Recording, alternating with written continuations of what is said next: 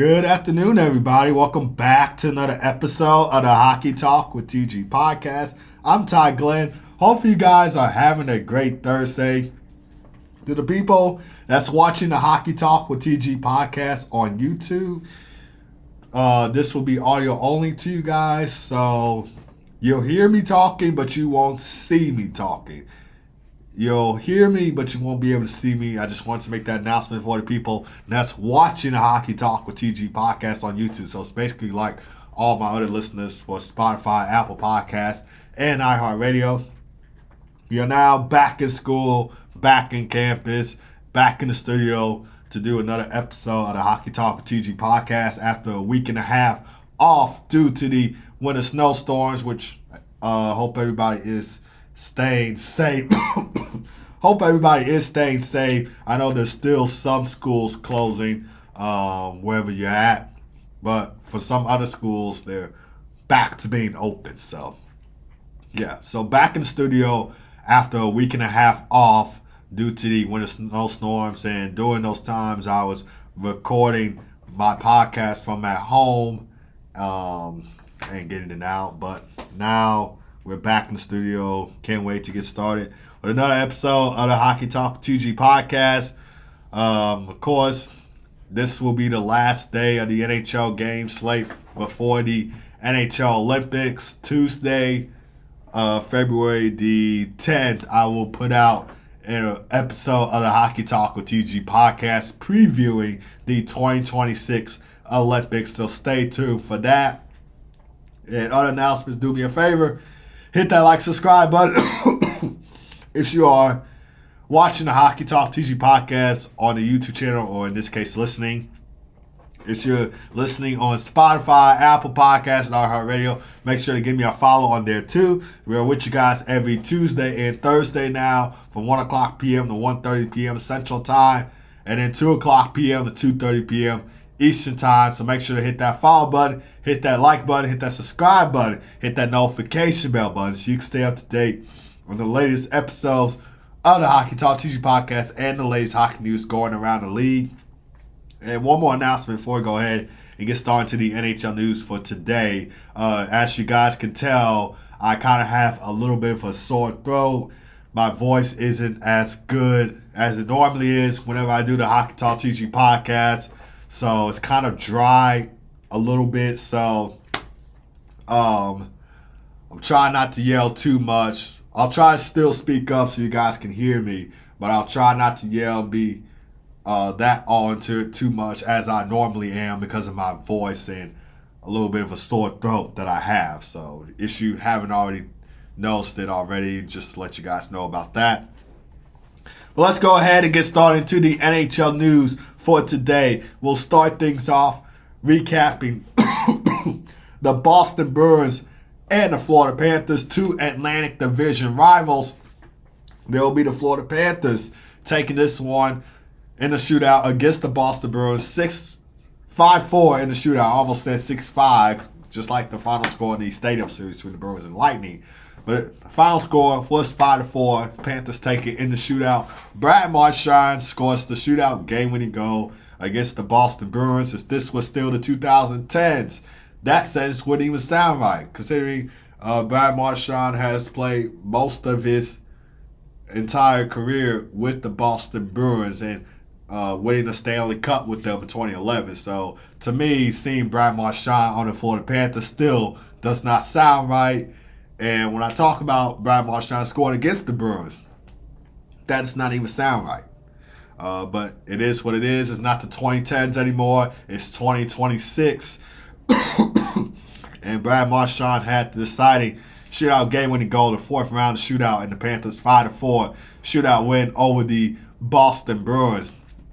This is his first game back in the lineup. He missed the past two games with a lower body injury. And with this win, the Panthers moved to 29-24-3 of the season. They end their 4-game losing skid. They're currently 8 points out of a playoff spot. And this was a much-needed win for the the Florida Panthers, considering, like I said, they were on that losing skid.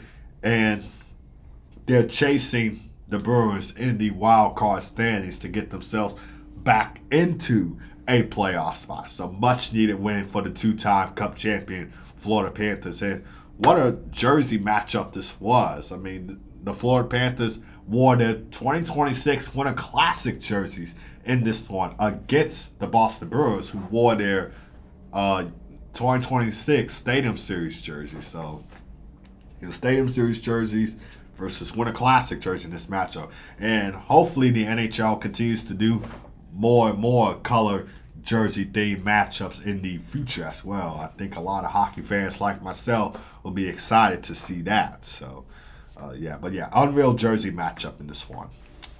Anton Lundell, he had a goal and 2 assists for a 3-point night. First game back in the lineup for him. He missed the past 3 games with an upper body injury. Matthew Tkachuk and Ovis Belzilinkis, hopefully I pronounced that name right. They each had a goal and a assist for a 2-point night. Matthew Tkachuk notches his 3rd goal of the season. He's only played 9 games so far. And he has 8 points during the span. Of course, he was out for most of the Panthers season because of a surgery that he had to get done. And now he's back into the lineup for the Florida Panthers. E2 Luosterainen also scored for the Panthers in this one. Sergei Bobrovsky made 25 saves on 29 shots faced the net. Sergei Bobrovsky is now the 8th goalie to reach 450 wins and required the fewest of games to do so with 793 games, besting the great Marc-Andre Fleury with 816 games. Marc-Andre Fleury's now retired. Doesn't play in the NHL now, unfortunately. He has an illustrious career. Going to be a Hockey Hall of Famer when it's all set. Going to be a Hockey Hall of Famer in the near future. So, for the Boston Bruins, Michael Eissamas scored twice for the Bruins in this one. Mark Kaslick and Casey Middlestat also had goals for the Bruins. Hampus Lindholm notched 2 assists in the loss. Jonas Korpisalo made 22 saves on 26 shots faced the net. Speaking of Jonas Korpisalo, he was named to the 2026 Olympics for Finland, replacing Ukko-Pekka Luukkonen, who was out with a upper body injury, I believe. So Jonas Korpisalo is his replacement. And despite the loss for the Boston Bruins, they extend their point streak to 7 games, in which they are 4-0-3 during the span. And they're now 32-20-5 of the season. This was the final game for the Bruins before the Olympic break. It won't be back in action until February 26th against the CBJ Columbus Blue Jackets at home. For the Panthers, this was their final game before the Olympic break as well. They won't be back in action until February 26th against the Toronto Maple Leafs at home. But moving on to the Columbus Blue Jackets and Chicago Blackhawks, Jack Greaves, he makes 21 saves in the Blue Jackets 4-0 shutout win over the Chicago Blackhawks. They extend their winning streak to 7 games, and they improved to 29-20-7 of the season, and they also sweep their season series against the Chicago Blackhawks. They won 4-2 against them as well back in Chicago on January the 30th. Blue Jackets have earned back-to-back shutout wins. Elvis Merzlikis made 24 saves in the Blue Jackets 3-0 shutout win over the Devils on Tuesday. Fun fact, this was the first time the Blue Jackets had back-to-back shutout wins by different goaltenders in their franchise history. So that's a crazy stat to think about. And also the second time in franchise history, the Blue Jackets have earned shutouts on consecutive days. Last time they did that was on February 22nd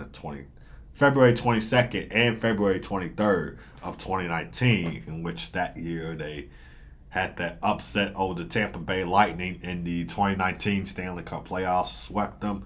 During that year, they had Nick Foligno, Artemi Panarin on the team then. Sergei Bobrovsky was still playing for the Blue Jackets then as well.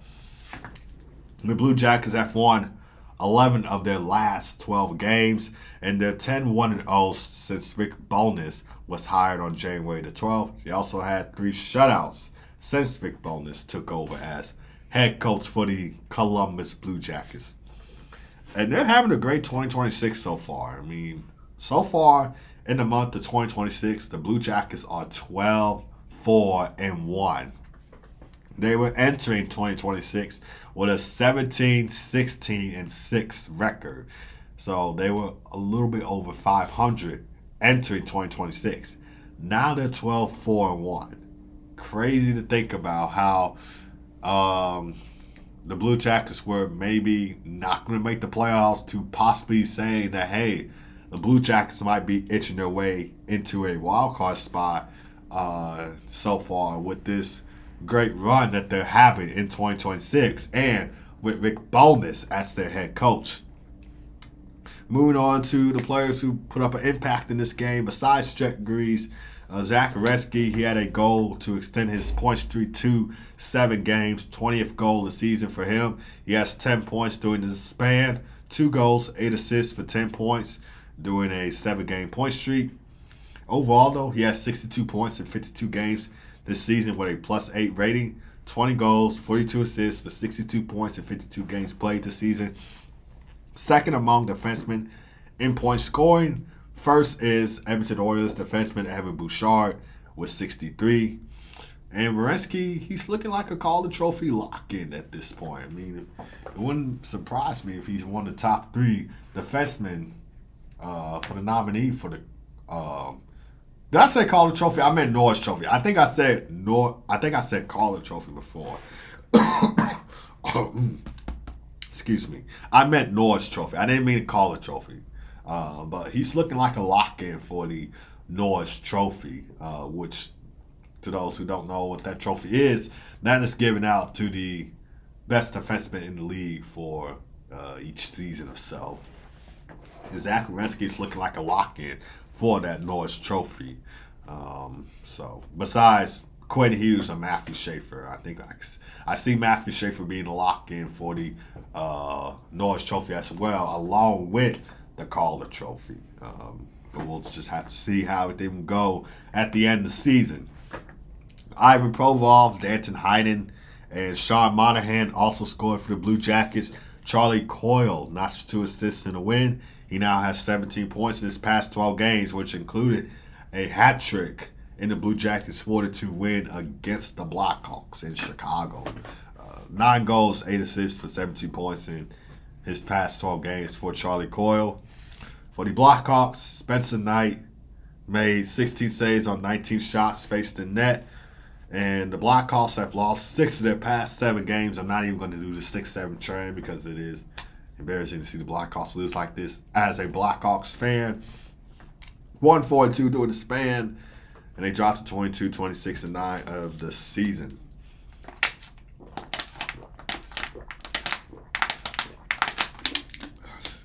This was the Blackhawks' last game before the Olympic break.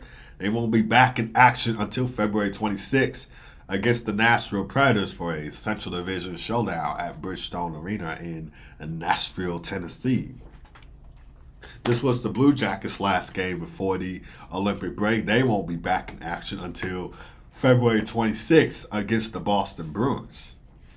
But let's move on to a former Chicago Blackhawk and former Columbus Blue Jacket in Artemi Panarin, as he was traded to the LA Kings by the New York Rangers on Wednesday, and he immediately signed a 2-year, $22 million contract extension with the Kings following that trade with an AAV of $11 million. That contract will kick in at the start of the 2026-27 season and will run through the 2027-28 season.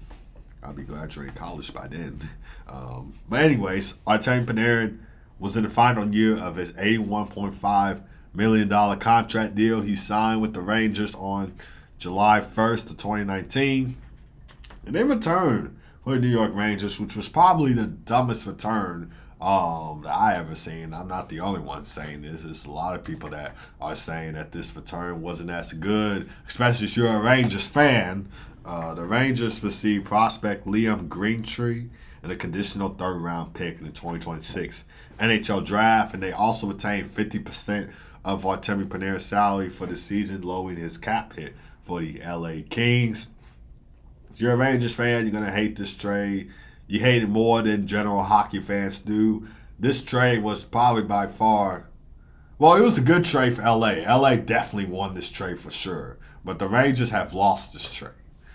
At least when we traded Artemi Panarin, and again, I'm a Chicago Blackhawks fan, for those who do not know that. When we traded Artemi Panarin to the Columbus Blue Jackets, we got Brandon Saad in return. We got Brandon Saad in return for Artemi Panarin. And, of course, Brandon Saad, he's been with the team before and won 2 Stanley Cups with us in 2013 and 2015. So that wasn't a bad trade at the time. This trade, however, is a little bit worse than our trade at the time. But for the third-round pick, if the Kings win at least one playoff round this season, which, of course, hasn't been doing as well in the past previous seasons before because they kept getting eliminated by the Edmonton Oilers in the first round. But let's say if they do win one playoff round this season, that third-round pick for the New York Rangers becomes a second-round pick. If they win 2 playoff rounds this season, then a 2028 fourth rounder is added. And Artemi Panarin, he waived his full no-movement trade clause to join the LA Kings, and he expressed that he wanted to go there and play for the LA Kings. And to those who don't know what a no-trade clause is, a no-trade clause is a provision in a player's contract that prevents his team from trading him unless the player agrees to the trade. It gives the player control over where he can be traded, essentially a veto, because the team can't move him without his consent. A no-trade clause only affects trades, and the player must approve of the trade before anything happens. And Artemi Panarin said, okay, I like this trade. I want to go out in Cali. I want to go out to the West Coast, and I want to play for the LA Kings. He approved of the trade, and the Rangers made it happen.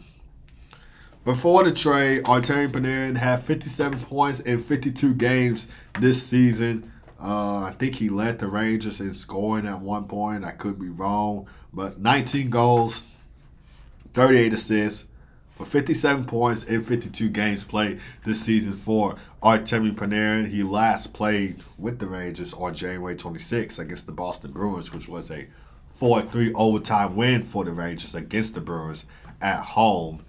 And the Rangers had scratched him for previous games after that due to roster-related reasons or roster management. They were trying to find a new home for Artemi Panarin to go to.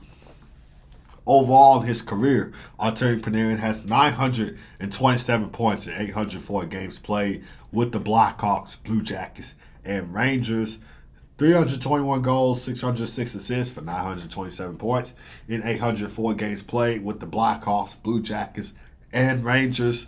61 points in 73 playoff games, 21 goals, 40 assists for 61 points in 73 playoff games. And how this will affect the LA Kings, he'll most certainly help out with their scoring depth, which is what they needed for the past 1-2 years now. So it's been a long time coming for the LA Kings, and they finally got that scoring depth in Artemi Panarin. He is an elite offensive creative playmaker. He'll help out on the power play. He ranks among league leaders in power play, assists, and power play points historically, which can elevate LA special teams, especially considering where the Kings' power play ranks in the league, which is 26th in the league at 16.5%. The Blackhawks are 19th in the league. I'm surprised our power play isn't 31st or 32nd in the league, because our power play has been doing terrible on the Blackhawks. Hate to see it, especially since you should take a look at the Blackhawks special teams. It's not even that bad of a lineup, and they still continue to do worse on the power play. It's actually a solid lineup. I like the special teams.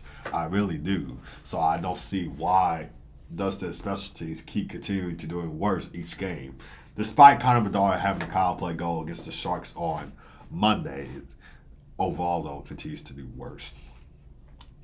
And Artemi Panarin, he'll also bring playoff experience and leadership. Kings, like I mentioned, they have been eliminated by the Edmonton Oilers in the past few playoff rounds before. Artemi Panarin will bring playoff experience and veteran leadership to the group to help out the Kings for their playoff success. The Kings haven't won a playoff round, I should say, since 2014, which was also the year that they won the Stanley Cup against the New York Rangers. With Anze Kopitar retiring at the end of the season, Dustin Brown already retired from the LA Kings. Anze Kopitar is set to retire from the LA Kings at the end of the season. The Kings could use some veteran leadership from Artemi Panarin. Right now, the Kings are 3 points out of a playoff spot with a 23, 18, and 14 record with 60 points. They're 4-2-4 in their last 10 games. 5th in the Pacific Division. Hopefully the addition of Artemi Panarin helps them out as well. I think it will. But overall thoughts on this, like I said, Kings for sure won this trade. They won this trade. Rangers could have had a better return, but unfortunately they didn't. At least in my opinion, they didn't. And like I said, I can't be the only one saying that. I know there's other hockey fans who think the same thing too, especially a Rangers fan. So I know I can't be the only one thinking that trade was awful. Like I said, when the Blackhawks trade Artemi Panarin to the Columbus Blue Jackets before the 2017-18 season started, we got back 2-time Stanley Cup champion Brandon Saad in return. So that wasn't a bad trade. I actually liked that trade. I hate to see Artemi Panarin leave the Blackhawks after playing 2 seasons with them. He was just starting his NHL career with the Blackhawks. And he was an undrafted player, by the way, so the Blackhawks had signed him in free agency before the 2015-16 season had started. So he was starting his NHL career with the Blackhawks. I hate to see that the Blackhawks trade him, but at least they got back somebody who played with the team before, who won Stanley Cups with the Blackhawks, which Brandon Saad, like I said, did 2 times with the Blackhawks, 2013 and 2015. So that trade wasn't bad. Though, but I did hate to see Artemi Panarin lead the team then. This trade, however, was bad, and I didn't like the return that the Rangers had got. So, yeah. And also, I wanted to see Artemi Panarin play for at least the Red Wings, be reunited with Patrick Kane, taking them back to their Blackhawks days, where it would be Patrick Kane, Artemi Panarin, Artem Anisimov on the same line, and they will all generate goals. Would have loved to see that, especially with the Red Wings on pace for trying to make the Stanley Cup playoffs for the first time since 2016. I would have also loved to see him on the Tampa Bay Lightning, because Tampa Bay Lightning are on a hot streak right now. They're playing really good hockey. Nikita Kucherov is playing well for the Tampa Bay Lightning. I'm surprised he's not. I don't think he's leading the league in points. I think it's, let's see, who is it? It's Connor McDavid. Connor McDavid is first in the NHL in points with 96, and Nikita Kucherov is second. I mean, not second, third with 90 points. So he's top 3 in point scoring, and he's playing very well. I would love to see him, Artemi Panarin, play with fellow Russian Nikita Kucherov. So I would have loved to see that happen. Fortunately, didn't. I would have at least loved to see him play for the Carolina Hurricanes. That was my 3rd team, because I predict the Hurricanes will win the Stanley Cup. So far, I believe they're first in the Metropolitan Division with a 35-15-6 record with 76 points. So would have loved to see him play for the Hurricanes. Those were my top 3 teams I would have loved to see Artemi Panarin play for. And then there was a story, according to Puck Report NHL on Instagram, that the Kraken were trying to get Artemi Panarin. And it says here, the Kraken offered Artemi Panarin a 4-year contract extension, which was higher than $14 million AAV before his trade to the LA Kings, according to Sportsnet Elliot Friedman. The trade talks began with Tampa Bay and Florida at the top of Panarin's list. Like I said, I would love to see him play for the Lightning. But the Bolts weren't willing to go where he wanted on an extension, and the Panthers talks didn't go too far. His next preference California. He liked the idea of Anaheim with Joe Quenneville, like I said, taking him back to his Blackhawks days because Joe Quenneville was still coaching the Blackhawks when Artemi Panarin played for them.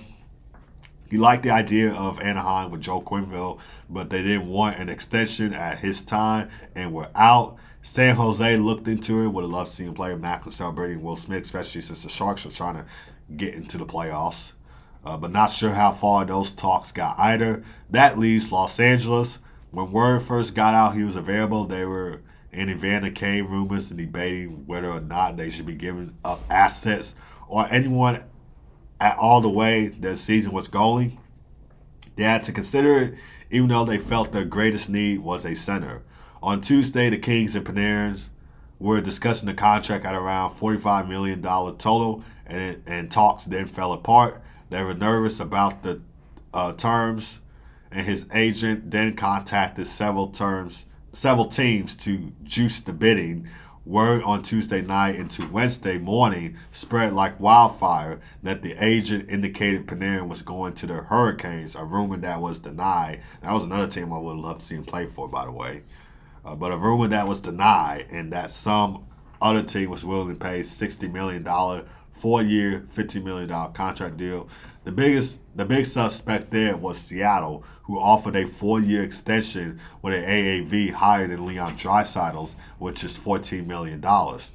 And Kraken general manager Jason Botterielli said that this morning that the team did have discussions with Panarin's agent, just like numerous other teams, and they will continue to be aggressive in improving their team. And in the end, Carolina, Washington, and Utah still lurked around in the hopes of a deal, but Panarin told the Rangers he only wanted to go to LA, so they're engaged on Wednesday and got to agreement at 2-year contract deal with $11 million AAV. Panarin wanted to go to LA so badly, he may have left $30 million behind, if not more. That was the story that Puck Report NHL put out on Instagram. I'll put the link in the description so you guys can go check that out. But now let's move on to some off-ice issues. And I'm only going to have a short discussion about this. Gavin McKenna charged with felony aggravated assault at a bar on January 31st. The first news outlet to break this out was Onward State, which is a newspaper site that Penn State University students write. So it's kind of like the Daily Mississippian or other news outlets, other college news outlets that college students write. So it's kind of like that. And Gavin McKenna was charged with first-degree felony aggravated assault stemming from an altercation on January 31st in downtown State College, Pennsylvania. Police reports indicates that the incident took place around 8:45 p.m. on a 100 block of South Pug Street following Penn State's outdoor hockey game against the Michigan State Spartans, which was a sellout crowd of 74,575 fans. That was a great outdoor game, by the way, despite Penn State's loss. But anyways, in addition to the felony aggravated assault charge, McKenna faces misdemeanor, simple assault, and 2 summary offenses, harassment and disorderly conduct. And he could also face up to 20 years in prison and or a $25,000 fine. The misdemeanor, simple assault, and summary offenses involve lesser penalties but still accompany the primary felon accusation. McKenna was arraigned and released on $20,000 unsecured bail with a preliminary hearing scheduled for February 11th of 2026. And according to court documents, McKenna illegally struck a 21-year-old male in the face, resulting in facial injuries and breaking his jaw. My overall thoughts on that, when I first heard that the news got out, I thought, like, man, oh man, like how jeopardizing this will be for Gavin McKenna's draft year. Because as you guys all know, and I'm not picking sides here, like I said, I was going to have a short discussion on this. I'm not going to have a long, in-depth discussion because I don't want nobody to be mad at me for picking sides. So I'm just telling you guys what I heard and what could be like fitting and stuff. So my overall thoughts on this, When I first heard it, I was shocked because I did not expect this from a player like Gavin McKenna. He doesn't play like a goon. He doesn't act like a goon. He's a generational talented player. He's a creative playmaker. He reminds me a lot of Sidney Crosby and, of course, Connor Bedard, since they're both related as cousins. When I first heard this, I was shocked.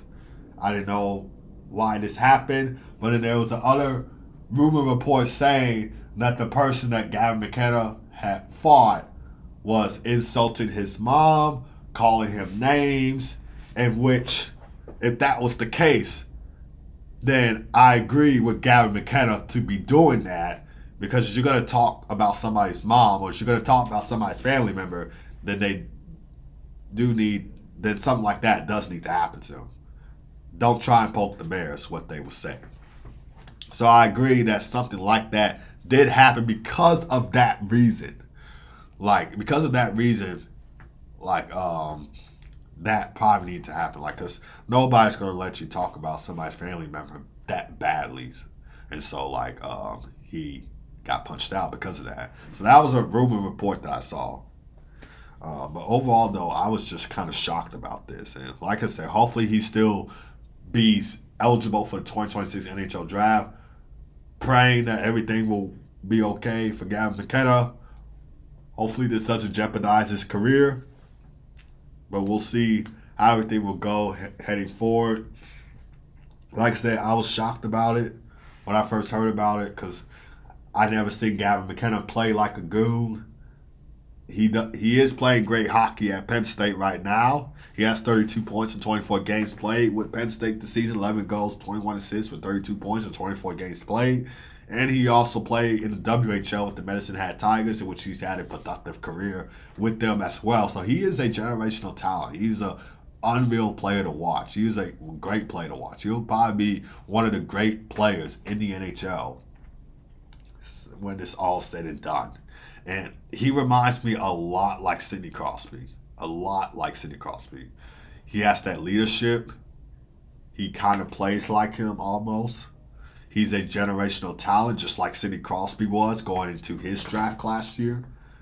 But Sidney Crosby has had a few scrums and fights with opponents like Zdeno Chara, of all people. And then I think he had a fight with PK Subban in the 2017 Stanley Cup Final. And then Connor Bedard, generational talented player going into his draft class year. He's also the cousin of Gavin McKenna, by the way. And Connor Bedard has had a few scrums and fights in his first 3 seasons of the NHL so far. So that part kind of didn't surprise me right there, though. But overall, though, I was just shocked to hear the news. And like I said, praying everything will be okay for Gavin McKenna. Hopefully everything will work out well. And hopefully we'll be able to see him at the 2026 NHL Draft. But that's all I have on that discussion. Like I said, I'm not going into a full in-depth discussion about it because, I don't want nobody to be upset with me for saying something like that. I just kind of told you from what I thought of it, and I tried to say it in a nice, professional way. But let me know what you guys think of this conversation, though. What do you see happening for Gavin McKenna? And try and be professional about it as well. Don't say anything mean or nothing too crazy. Just be professional about it, like I tried to do in that segment. But let's move on to another game recap. Wild Predators Central Division Showdown. Jared Spurgeon, he scored the overtime game-winning goal in the Wild 6-5 overtime win over the Nashville Predators on Wednesday's 6th career overtime goal for Jared Spurgeon. And so far, all 3 of these games between the Predators and Wild have gone to overtime this season. First game back in St. Paul, which was a 3-2 overtime win for the Minnesota Wild. Marcus Johansson, controversial overtime game-winning goal in that one. And I'm saying it was controversial because the net was knocked off its pegs as the puck was going in. And that goal shouldn't have counted. But it ended up dead, though. And then the second game was also in St. Paul, Minneapolis, Minnesota. It was a 3-2 overtime win for the Nashville Predators. And Steven Stamkos had the overtime game-winning goal in that one, who also had the game-tying goal in the first matchup against the Wild in St. Paul when he scored with 0.3 seconds left to tie the game for the Predators in that one. And then the next game after that, he gets the overtime game-winning goal. Third game in Nashville, 6-5 overtime win for the Minnesota Wild. Jared Spurgeon with the overtime game-winning goal in that one. Last game of the season between these two teams is on April 11th in Nashville, Tennessee at Bridgestone Arena. Will we see another overtime victory by one of these teams in this one? We'll just have to see. But with the win, Minnesota improves to 34-14-10 of the season. They won 5 in a row, and they're 8-1-1 in their past 10 games. But the biggest night of the game, biggest highlight of the game, was Matt Boldy notching a hat trick and an assist for a 4-point night. Fourth career hat trick for Matt Boldy. And Yakov Trenin and Vladimir Tarasenko had the other goals for the Wild. Yakov Trenin, former Nashville Predator, by the way. Quinn Hughes had 2 assists in this one to extend his point streak to 10 games, in which he has 18 points during the span. 2 goals, 16 assists for 18 points during a 10-game point streak. Besting teammate Kirill Kaprizov's franchise record, which was set in the 2022-23 season. Quinn Hughes was still in the Vancouver Canucks at the time. In Phil Augustin, he made 30 saves and 35 shots, faced the net. And for the Nashville Predators, Steven Stamkos had a goal and 2 assists for a 3-point night. Philip Forsberg and Roman Josi each had a goal and assist for a 2-point night. Eric Carlo and Luke Evangelista also scored for the Predators. UC Sauls made 38 saves and 44 shots, faced the net. Predators' 2-game win streak comes to an end. They dropped to 26-23-7 of the season. They do play a back-to-back set. They'll play Washington, D.C. against Alex Ovechkin and Washington Capitals on Thursday at 6 o'clock p.m. Central Time, which will be the final game for the Olympic break for them. The Wild have already played their final game before the Olympic break. Their next game will be on February 26th against the Colorado Avalanche, which will be a back-to-back road set for them because they'll be in Utah the following day to take on the Utah Manor. Other games from the NHL slate from Wednesday, the Canadiens won 5-1 over the Winnipeg Jets. Colorado Avalanche hold on for the 4-2 win over San Jose Sharks, which they outshot the Sharks in that game 42-25. Josh Manson with the game-winning goal in that one. And the Sharks lose their 4th straight game. Kind of fitting to see that, kind of reasonable to see that since it was against one of the top teams in the NHL.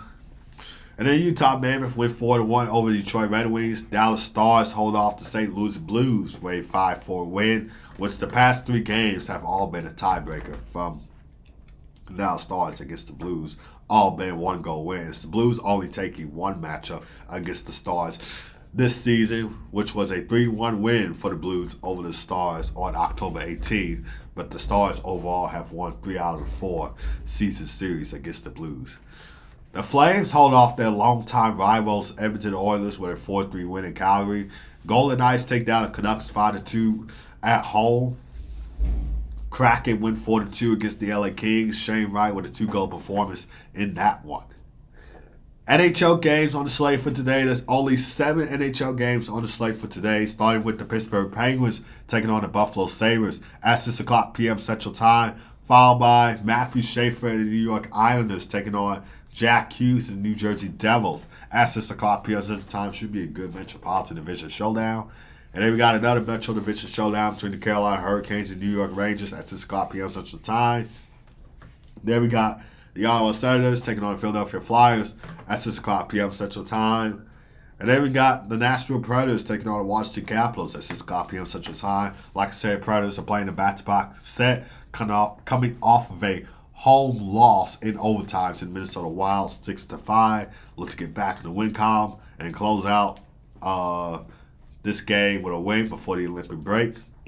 Then we got the Battle of Florida. Florida Panthers, Tampa Bay Lightning at 6:30 p.m. Central Time. That game will air on Hulu and ESPN+. I think this should be another colors series matchup where the Panthers wear their Winter Classic jerseys and the Lightning wear the Stadium Series jerseys. Hopefully we'll see that in today's game where the Panthers take on the Lightning at Benchmark International Arena. I wish they kept the name to Amalie Arena because I really do hate that they changed their name. When I was a kid, it was always known as Amalie Arena, not some other arena name. So I hated that they changed it. But it is what it is. Like I said, hopefully you see the Stadium Series jersey. Color jersey matchup this game. Panthers with the Winter Classic jerseys. Lightning with the Stadium Series jerseys. There we got a Pacific Division showdown between the LA Kings and the Vegas Golden Knights at 9 o'clock p.m. Central Time. Both teams playing back-to-back sets. Kings coming off a 4-2 home loss to the Kraken on Wednesday. Golden Knights coming off a 5-2 win against the Canucks on Wednesday at home. That's going to do it for this episode of the Hockey Talk TG podcast. Thank you guys for tuning in to the podcast. Like I said, this is the final day of the NHL games before the Olympic break. The NHL Olympics will run from February 11th through the 22nd. From February 11th through the 22nd will be the NHL Olympics. And then the NHL regular season games will resume on February 25th, in which at that time there will only be 50 days left of the regular season. So crazy to think about. Tuesday's episode of Hockey Talk TG Podcast will be a preview episode for the NHL Olympics in Milan. So stay tuned for that. And like I said, don't forget to like, subscribe on the Hockey Talk TG Podcast YouTube channel. And make sure to follow the Hockey Talk TG Podcast on Spotify, Apple Podcasts, and iHeartRadio. Episodes coming out every Tuesday and Thursday from 1 o'clock p.m. to 1:30 p.m. Central Time, and then 2 o'clock p.m. to 2:30 p.m. Eastern Time. Both of you guys have a great rest of your day. Keep God first as always. Be blessed. I will see you guys on Tuesday for another episode of the Hockey Talk with TG Podcast. Take care.